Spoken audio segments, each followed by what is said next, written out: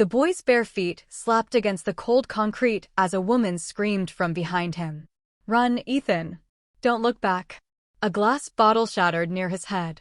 Ethan didn't stop. His heart was beating so loud he thought the whole street could hear it. His hands shook as he clutched the empty plastic bag to his chest. He hadn't even managed to steal anything this time, but fear chased him faster than hunger ever could. Behind him, a furious voice cut through the air. "You pushed him out the window again, Lucy. You sent him to steal." Ethan froze. Slowly, he turned around. Two women stood face to face in front of a small corner store in Oak Ridge, California. One was angry. One was drunk. And both were fighting over him. Lucy Carter, Ethan's mother, swayed as she stood. Her hair was messy, her eyes red, her breath heavy with alcohol even at this early hour. "I didn't push him," Lucy shouted. "He ran on his own. Ask him. He always runs." The store owner, Mrs. Henderson, crossed her arms tightly. "He's 9 years old," she snapped. "And this is the third time this week he's been caught stealing." "Don't lie to me." Lucy laughed bitterly. "Stealing? You think he steals for fun?" She pointed at Ethan. "He steals because I don't have a job.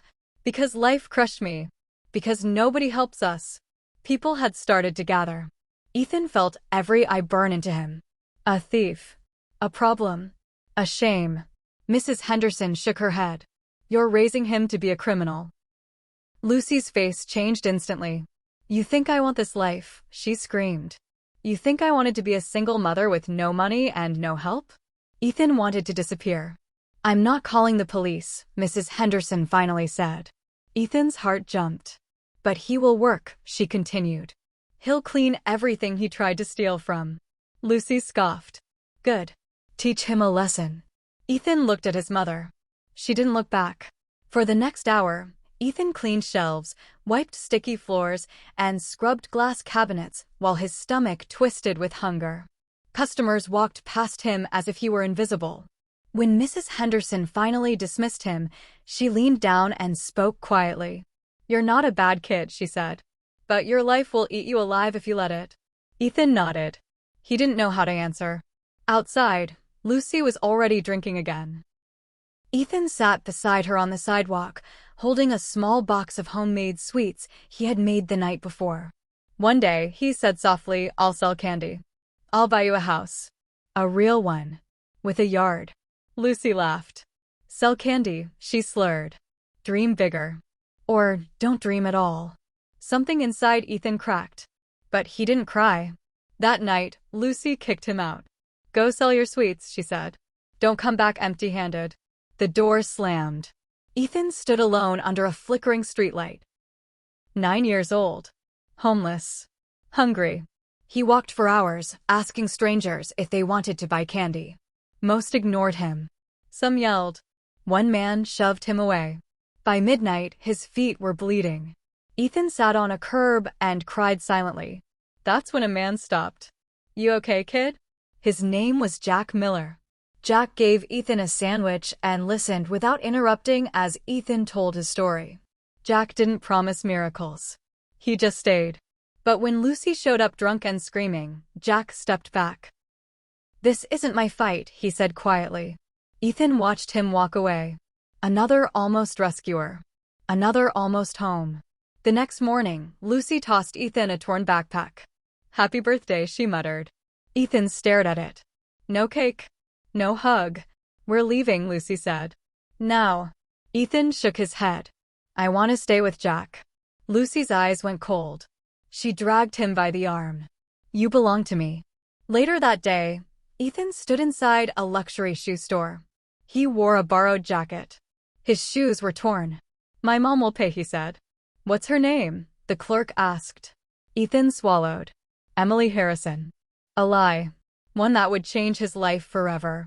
Ethan didn't know that Emily Harrison was one of the wealthiest women in Oak Ridge. He didn't know she had no children. And he didn't know that this single lie would soon expose his mother, break his past, and give him a future he never imagined. Ethan sat on the soft leather bench inside the shoe store, his legs dangling because they didn't reach the floor. The store smelled different from the streets.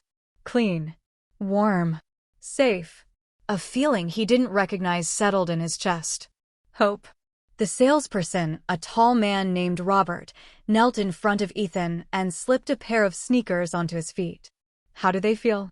Robert asked. Ethan stood up slowly. It felt like walking on clouds. They're perfect, he whispered. Robert smiled, but then glanced at the screen behind the counter. There's just one thing, he said. Your mother hasn't arrived yet. These shoes are expensive. Ethan swallowed. She'll come, he said quickly. Emily Harrison always keeps her promises. The name sounded powerful even in his own ears. Other employees nearby exchanged looks. Emily Harrison wasn't just rich. She was famous. As Ethan tried on another pair, voices lowered behind the counter. I didn't know Emily Harrison had a son, one woman whispered. She doesn't, another replied. I've worked charity events with her for years. Robert frowned. But the kid seemed sincere. Sincere. Ethan didn't know that word, but he felt it pressing against his chest like a weight. He wasn't lying to hurt anyone. He was lying to survive. Two other kids from the neighborhood burst into the store. Ethan, one of them laughed. You actually did it. Ethan grinned for the first time in days. They ran around, laughing, pretending they were normal kids with parents who bought them shoes without fear. For 10 minutes, Ethan forgot hunger. Forgot Lucy. Forgot fear. Robert checked his watch. I'm sorry, he said. Since payment is delayed, the price increases. Ethan's smile faded. But, you said. I know, Robert replied gently. Rules are rules. The numbers on the screen doubled. Ethan felt sick. At that moment, the store manager stepped out. Do not call Emily Harrison, she whispered sharply to Robert. She hates being disturbed. But what if? No. We'll handle it. Ethan heard everything. His hands shook. If they called her, everything would end. That night, Lucy waited. So, she asked, already holding a bottle. Ethan placed the shoe box down carefully. Lucy's eyes lit up. You stole better this time, she said. I didn't steal, Ethan replied quietly. Lucy laughed and grabbed the shoes. Then do it again tomorrow. Bigger stores.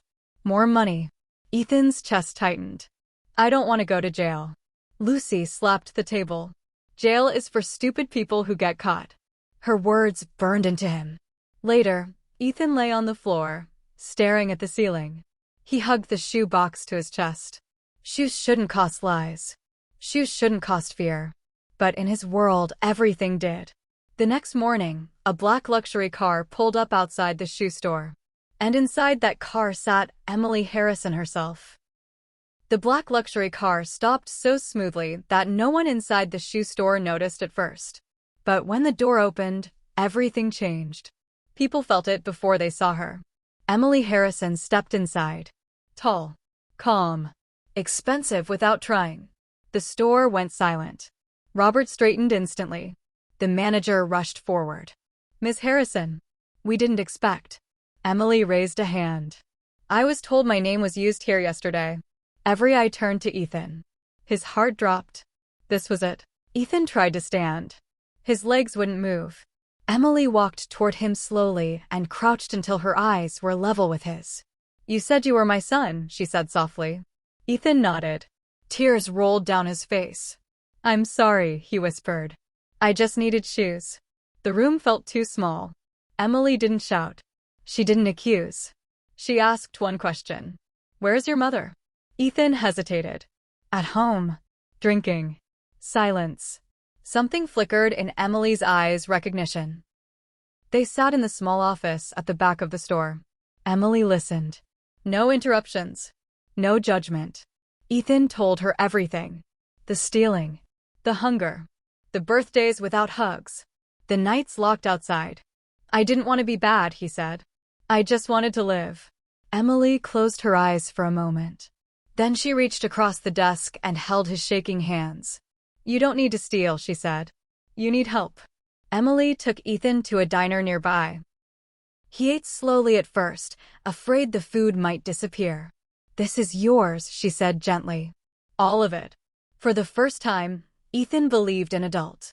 Emily didn't promise to save him. She promised something better. "I will try," she said. "If you let me." Ethan nodded.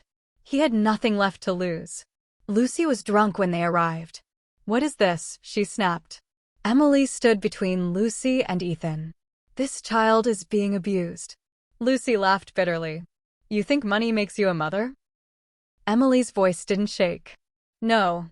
Love does." Lucy screamed. Ethan stayed silent. For the first time in his life, someone was fighting for him. Not because they had to. Because they wanted to. That night, Emily filed a report. And the system finally noticed Ethan Carter. The knock on the apartment door was slow. Firm. Unavoidable. Lucy Carter froze with a bottle in her hand. Ethan looked up from the floor. He knew that sound. It meant change. "Lucy Carter?" a woman asked. "Yes," Lucy slurred. "I'm Sarah Miller from Child Protective Services. This is my colleague, Daniel Brooks." Lucy's face hardened instantly. "You people again." Ethan felt his stomach twist. "Do you have food in the house?" Sarah asked. Lucy laughed. "Look around." There was nothing. No milk. No bread. No warmth. Ethan stared at the floor. "Ethan," Sarah said gently, kneeling. "Has your mother ever asked you to steal?" Ethan's lips trembled. Lucy glared at him. "Answer," Lucy hissed. Ethan looked at Emily, who stood quietly near the door. She nodded. "Yes," Ethan said. "All the time." Lucy screamed. "You don't take him." Lucy shouted. "He's mine." Daniel stepped forward. "You're under investigation for child neglect and forcing a minor to commit crimes." Lucy dropped the bottle. It shattered. So did her control. "Ethan," Sarah said softly. "You can stay temporarily with Emily Harrison. Or you can remain here." Lucy reached for him. Emily didn't. She waited. Ethan walked to Emily. The room went silent. "You'll regret this." Lucy screamed. "She'll abandon you too." Ethan didn't turn back. That night, Ethan slept in a real bed. No shouting. No fear. Emily sat outside his room until he fell asleep. Lucy didn't sleep. She planned. And she wasn't done fighting. Ethan woke up to silence. Not the heavy silence that meant danger, but the gentle kind. The kind that didn't demand anything from him. For a moment, he thought he was dreaming. Then he felt the soft blanket, smelled fresh food drifting through the hallway, and remembered. He wasn't at home anymore. Emily knocked softly on his door. "Good morning, Ethan," she said. "Breakfast is ready." No yelling. No rushing. No orders to steal. Ethan sat at the table staring at pancakes, eggs, and a glass of milk. "All this is for me?" he asked. Emily smiled. "Every day." His eyes burned. Later, Ethan sat by the window. Why did safety feel wrong? Why did his chest hurt when nothing bad was happening? Emily noticed. "Sometimes peace feels uncomfortable when chaos is all you've known," she said gently. Ethan nodded. He didn't know how she understood so well. Across town, Lucy was raging. She stormed into a legal aid office, yelling that her son was stolen. "They turned him against me," she screamed. "That rich woman brainwashed him." Papers were filed. Accusations made. A custody hearing scheduled. When Emily told Ethan about court, his hands shook. "Will they make me go back?" he asked. Emily knelt in front of him. "I will protect you," she said. "But the truth matters." Ethan swallowed. The truth had never helped him before. That afternoon, Jack Miller appeared at the gate. "Just checking on the kid," he said awkwardly. Ethan smiled. Jack looked relieved. "You deserve better," Jack said quietly. For once, Ethan believed it. The court date was set. And Lucy was preparing to lie. The courtroom smelled like old wood and quiet fear. Ethan sat on the hard bench, his feet barely touching the floor. Emily sat beside him, calm but alert, her hand resting gently on his shoulder. Across the room sat Lucy. She looked smaller without the bottle, but sharper, angrier. This wasn't a mother fighting for her child. This was a woman fighting to not lose control. "All rise." The judge entered, serious and tired, like someone who had seen too many broken families. "Case of Ethan Carter," the judge announced. Lucy stood quickly. "He's my son," she said loudly. "And he was taken from me illegally." Emily remained seated. She didn't need to shout. Lucy's lawyer spoke first. "My client admits she has struggled," he said, "but she loves her son. This is a misunderstanding fueled by outsiders with money and influence." Lucy nodded dramatically. "I never forced him to steal," she said. "He did that on his own." "Kids lie." Ethan's stomach twisted. Then Sarah Miller from Child Protective Services took the stand. "No food in the home. No supervision. Evidence of repeated coercion to commit theft," she said calmly. Lucy exploded. "She's lying." The judge raised a hand. "Enough." The judge leaned forward and looked directly at Ethan. "Ethan," she said gently, "do you want to speak?" The room went silent. Lucy stared at him. Emily squeezed his shoulder, but said nothing. This was his moment. Ethan stood. His knees shook. "My mom isn't evil," he said quietly. "But she's sick." Lucy scoffed. "She made me steal," Ethan continued. "She sent me out at night. She chose alcohol instead of food." Lucy screamed, "You're betraying me." Ethan flinched, but kept going. "I was scared every day," he said. "I don't want to be scared anymore." The judge closed her file slowly. "This court grants temporary guardianship to Emily Harrison," she said. "Lucy Carter must enter rehabilitation before reconsideration." Lucy collapsed into sobs. Ethan felt something release inside his chest. Lucy lunged toward him. "You chose her over me," she cried. Ethan whispered, "I chose to live."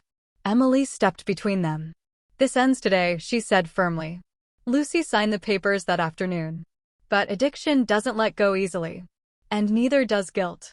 Lucy Carter sat alone in the small, dim apartment. No Ethan. No noise. No purpose. Just empty bottles and the echo of her own breathing. She stared at the signed custody papers on the table. Her hands shook. "This wasn't how it was supposed to end," she whispered. But addiction doesn't care about plans. It only cares about the next drink. Lucy stumbled to the phone and dialed a number she hadn't called in years. "Julio," she sobbed when he answered. "They took him." "My baby." Julio sighed on the other end. "I told you this would happen, Lucy." She slammed the phone down. Anger replaced tears. "They turned him against me," she muttered. "That woman stole my life." Lucy poured another drink. And another. Across town, Ethan woke up to sunlight spilling through the curtains. Emily had already laid out clothes for school. Real school. He stared at the mirror. Clean hair. New shoes. A backpack with his name written neatly inside. "Do I look okay?" he asked quietly. Emily smiled. "You look like a kid who belongs." At school, Ethan kept his head down. Laughter scared him. Loud voices made his heart race. When a teacher raised her voice, he flinched. "Hey," a boy next to him whispered. "You all right?" Ethan nodded, though his hands were shaking. Belonging still felt dangerous. That afternoon, Emily received a call. Lucy had been found drunk outside a liquor store. Arrested. Again. Emily closed her eyes slowly. Ethan watched her face change. "Is it my fault?" he asked. Emily knelt and hugged him tightly. "No," she said firmly. "Some choices are older than you. You're in rehab, Lucy. The worst will pass." Lucy laughed weakly. "The worst already happened," she whispered. "They took my son." The days were brutal. Sweat. Vomiting. Hallucinations. Lucy screamed Ethan's name in her sleep. Sometimes she reached for a bottle that wasn't there.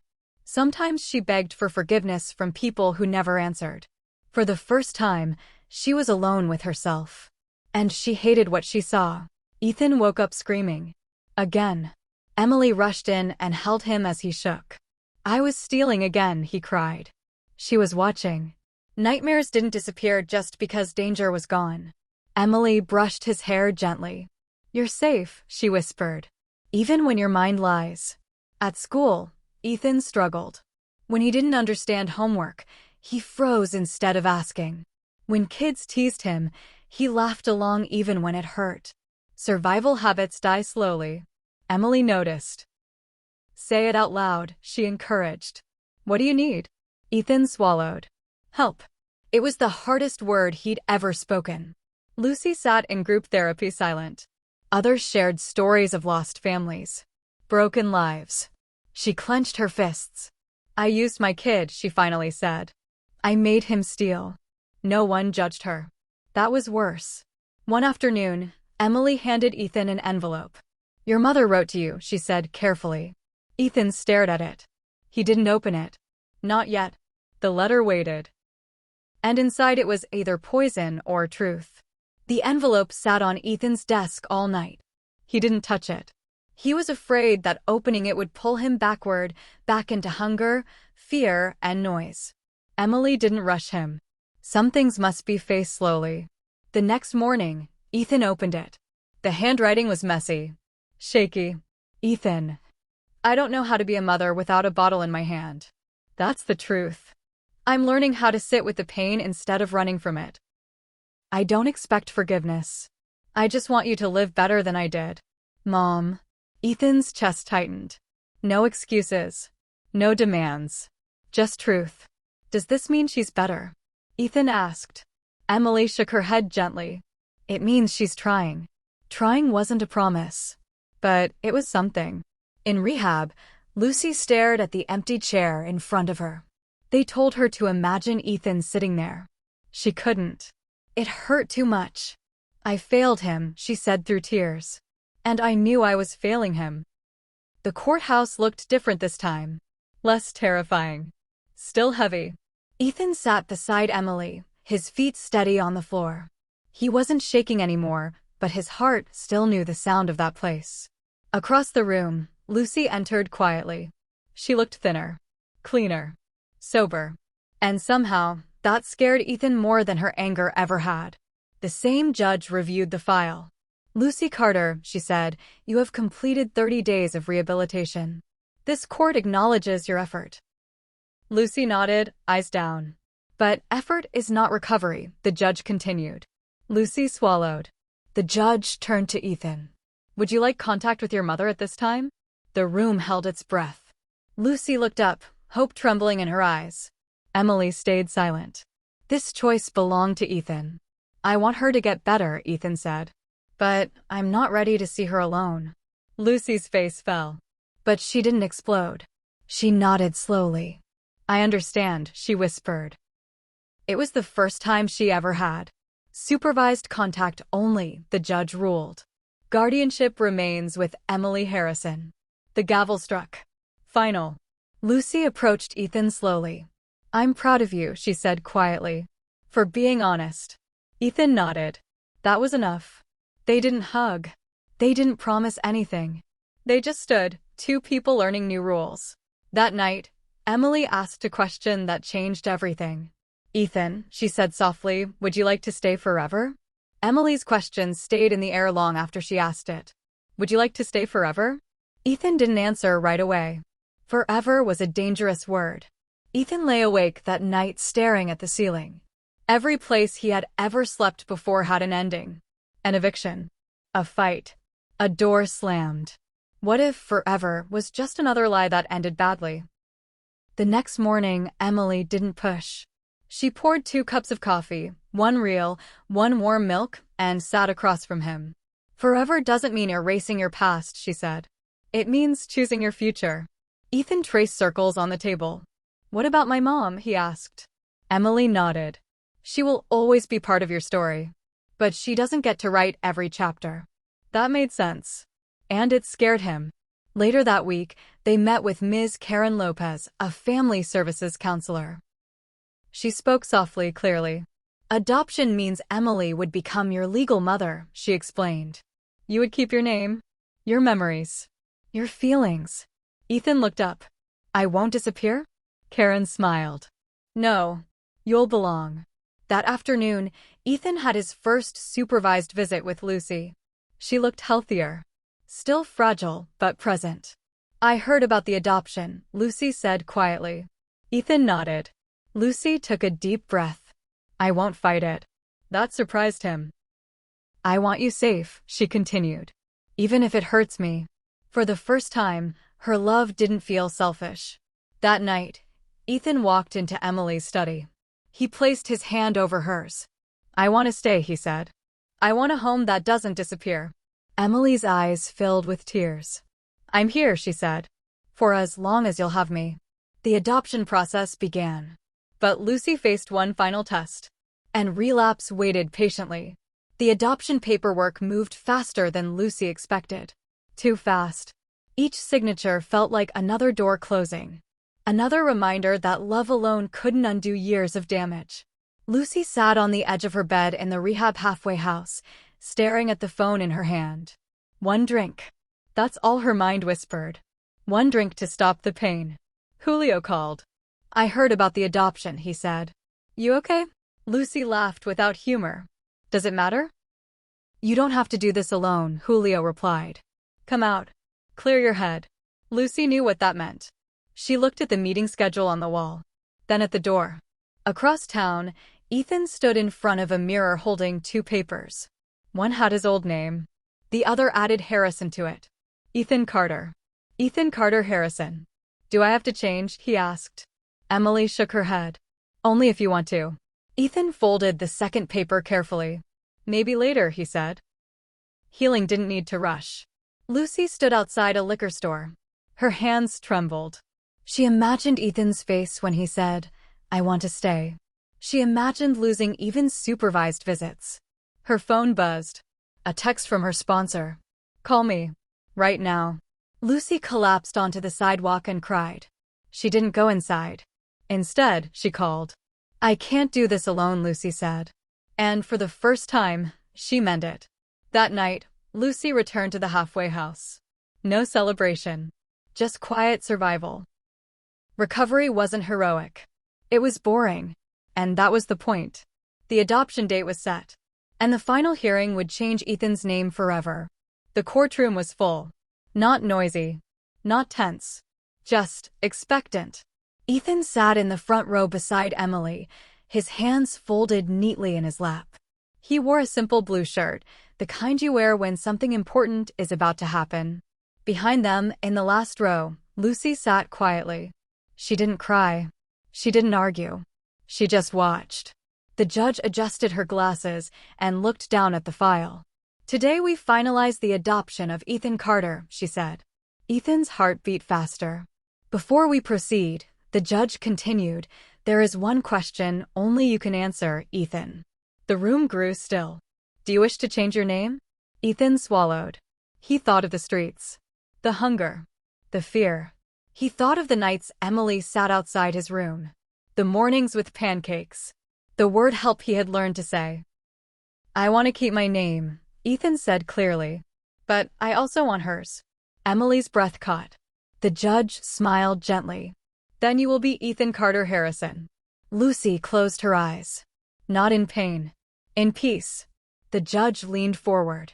"Ethan, do you understand that Emily Harrison is choosing you, not because she must, but because she wants to?" Ethan nodded. "Yes," he said. "She chose me when I didn't even know how to choose myself." A soft murmur filled the room.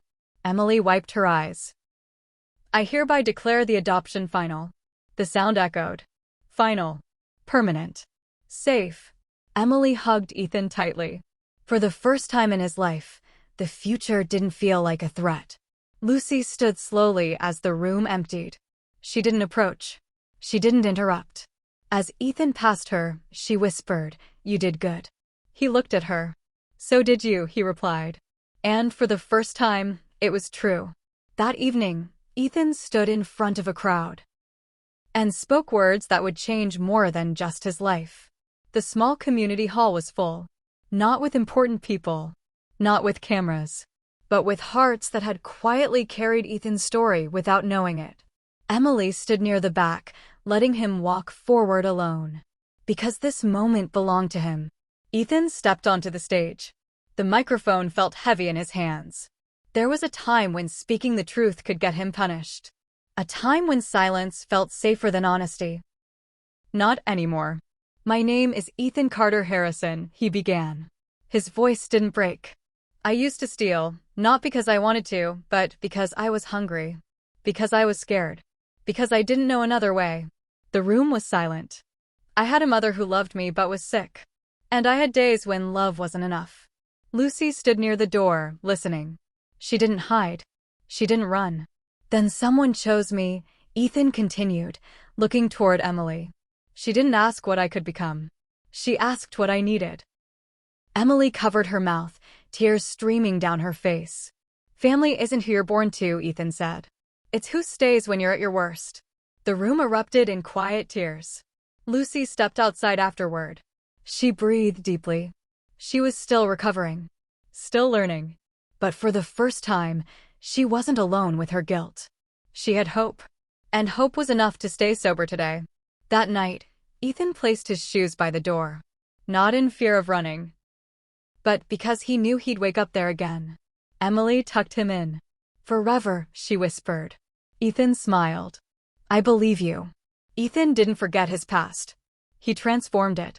From a child forced to steal, to a boy who learned to ask, to a son who was chosen. This was not a story about money saving a child. It was a story about love showing up at the right moment. If this story moved you, like this video. Subscribe for more powerful real-life stories. Comment where you're watching from. Because somewhere, right now, a child is still running barefoot. And someone might be watching who can choose them.